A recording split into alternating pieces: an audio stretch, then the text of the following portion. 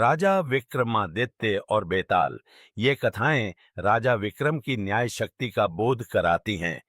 काशी में प्रताप मुकुट नाम का राजा राज्य करता था। उनका लड़का था। एक दिन राजकुमार दीवान के लड़के को साथ लेकर शिकार खेलने जंगल में गया। घूमते घूमते उन्हें तालाब मिला। उसके पानी में कमल खिले थे और हंस किलोल कर रहे थे। किनारों पर घने पेड़ थे जिन पर पक्षी चहचहा रहे थे। दोनों मित्र वहां रुक गए और तालाब के पानी में हाथ मुंह धोकर ऊपर महादेव के मंदिर पर गए। घोड़ों को उन्होंने मंदिर के बाहर बांध दिया। मंदिर में दर्शन करके बाहर आए तो देखते क्या हैं कि तालाब के किनारे राजकुमारी अपनी सहेलियों के साथ स्नान करने आई है। दीवान का लड़का तो वहीं एक पेड़ के नीचे बैठा रहा, पर राजकुमार से न रहा गया। वह आगे बढ़ गया। राजकुमारी ने उसकी ओर देखा तो वह उस पर मोहित हो गया। राजकुमारी भी उसकी तरफ देखती रही। फिर उसने किया क्या कि जूड़े में से कमल का फूल निकाला, कान से लगाया, दांत से कुतरा, पैर के नीचे दबाया और फिर छाती से लगा अपनी सखियों के साथ चली गई।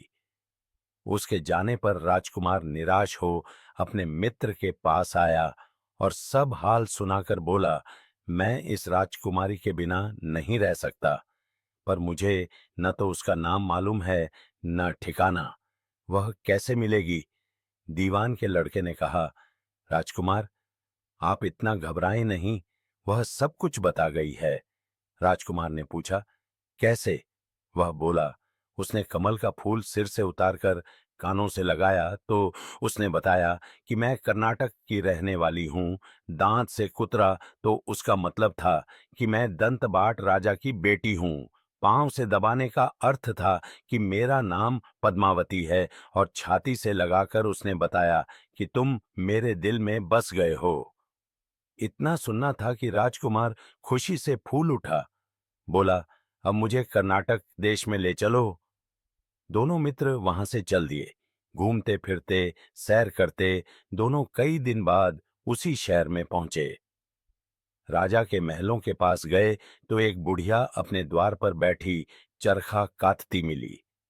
उसके पास जाकर दोनों घोड़ों से उतर पड़े और बोले, माई, हम सौदागर हैं, हमारा सामान पीछे आ रहा है, हमें रहने को थोड़ी जगह दे दो। उनकी शक्ल सूरत देखकर और बात सुनकर बुढ़िया के मन में ममता उमड़ आई। बोली, बेटा, तुम्हारा घर है, जब तक जी में आए रहो। दोनों वहीं ठहर गए। दीवान के बेटे ने उससे पूछा, माई, तुम क्या करती हो? तुम्हारे घर में कौन कौन है? तुम्हारी गुजर कैसे होती है? बुढ़िया ने जवाब दिया, बेटा, मेरा लड़का राजा की चाकरी में है। मैं राजा की बेटी पद्मावती की धाय थी। बूढ़ी हो जाने से अब घर में रहती हूँ।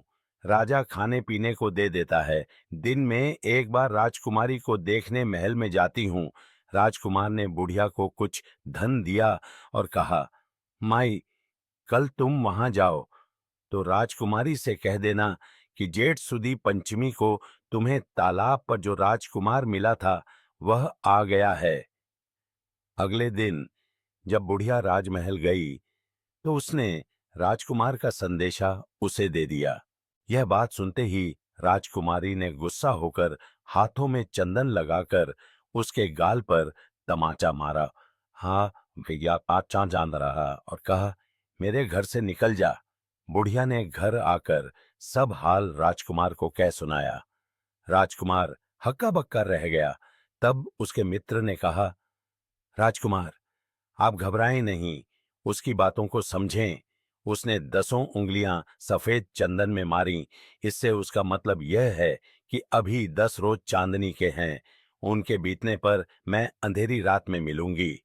10 दिन के बाद बुढ़िया ने फिर राजकुमारी को खबर दी तो इस बार उसने केसर के रंग में 3 उंगलियां डुबोकर उसके मुंह पर मारी और कहा, भाग यहां से।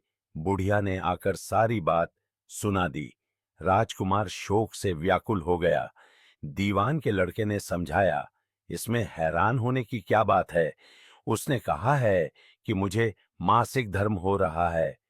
3 दिन और ठहरो।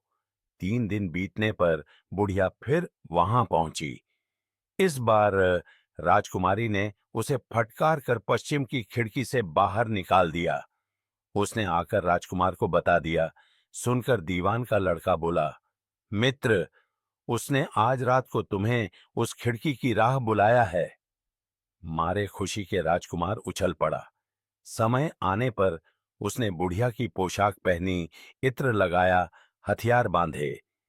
दोपहर रात बीतने पर वह महल में जा पहुंचा और खिड़की में से होकर अंदर पहुंच गया। राजकुमारी वहां तैयार खड़ी थी। वह उसे भीतर ले गई। महल में दोनों ने एक साथ गुजारे कई दिन। अंदर के हाल देखकर राजकुमार की आंखें खुल गईं। एक से एक बढ़कर चीजें थीं। रात भर राजकुमार राजकुमारी के साथ रहा। जैसे ही दिन निकलने को आया कि उसने उसे छिपा दिया, रात को फिर बाहर निकाल लिया। इस तरह कई दिन बीत गए। अचानक एक दिन राजकुमार को अपने मित्र की याद आई। उसे चिंता हुई कि पता नहीं उसका क्या हुआ होगा। उदास देखकर राजकुमारी ने कारण पूछा तो उसने बता दिया। बोला, वह मेरा बड़ा प्यारा दोस्त है, बड़ा चतुर है। उसकी होशियारी ही से तो तुम मिली हो। राजकुमारी ने कहा, मैं उसके लिए बढ़िया बढ़िया भोजन बनवाती हूं। तुम उसे खिलाकर तसल्ली देकर लौट आना। खाना साथ में लेकर राजकुमार अपने मित्र के पास पहुंचा। वे महीने भर से मिले नहीं थे। राजकुमार ने मिलने पर सारा हाल सुनाकर कहा कि राजकुमारी को मैंने तुम्हारी चतुराई की सारी बातें बता दी हैं, तभी तो उसने यह भोजन बनाकर भेजा है। दीवान का लड़का सोच में पड़ गया। उसने कहा, यह तुमने अच्छा नहीं किया। राजकुमारी समझ गई कि जब तक मैं हूं वह तुम्हें अपने बस में नहीं रख सकती, इसलिए उसने इस खाने में जहर मिलाकर भेजा है। यह कहकर दीवान के लड़के ने थाली में से एक लड्डू उठाकर कुत्ते के आगे डाल दिया।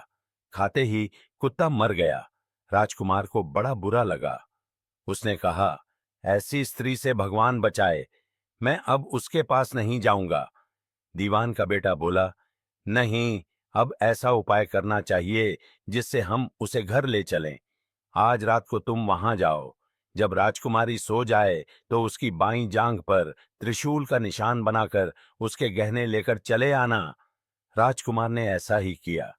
उसके आने पर दीवान का बेटा उसे साथ ले योगी का भेष बना, मरघट में जा बैठा और राजकुमार से कहा कि तुम यह गहने लेकर बाजार में बेचाओ। कोई पकड़े तो कह देना कि मेरे गुरु के पास चलो और उसे यहां ले आना। राजकुमार गहने लेकर शहर गया और महल के पास एक सुनार को उन्हें दिखाया। देखते ही सुनार ने उन्हें पहचान लिया और कोतवाल के पास ले गया। कोतवाल ने पूछा तो उसने कह दिया कि यह मेरे गुरु ने मुझे दिए हैं। गुरु को भी पकड़वा लिया गया। सब राजा के सामने पहुंचे। राजा ने पूछा, योगी महाराज, यह गहने आपको कहां से मिले? योगी बने दीवान के बेटे ने कहा, महाराज, मैं मसान में काली चौदस को डाकिनी मंत्र सिद्ध कर रहा था कि डाकिनी आई। मैंने उसके गहने उतार लिए और उसकी बाईं जांघ में त्रिशूल का निशान बना दिया। इतना सुनकर राजा महल में गया और उसने रानी से कहा कि पद्मावती की बाईं जांघ पर देखो कि त्रिशूल का निशान तो नहीं है। रानी देखा तो निशान था। राजा को बड़ा दुख हुआ। बाहर आकर वह योगी को एक ओर ले जाकर बोला, महाराज, धर्मशास्त्र में खोटी स्त्रियों के लिए क्या दंड है? योगी ने जवाब दिया, राजन, ब्राह्मण, गौ, स्त्री, लड़का और अपने आश्रय में रहने वाले से कोई खोटा काम हो जाए तो उसे देश निकाला दे देना चाहिए। यह सुनकर राजा ने पद्मावती को डोली में बिठाकर जंगल में छुड़वा दिया। राजकुमार और दीवान का बेटा तो ताक में बैठे ही थे। राजकुमारी को अकेली पाकर साथ ले अपने नगर में लौट आए और आनंद से रहने लगे।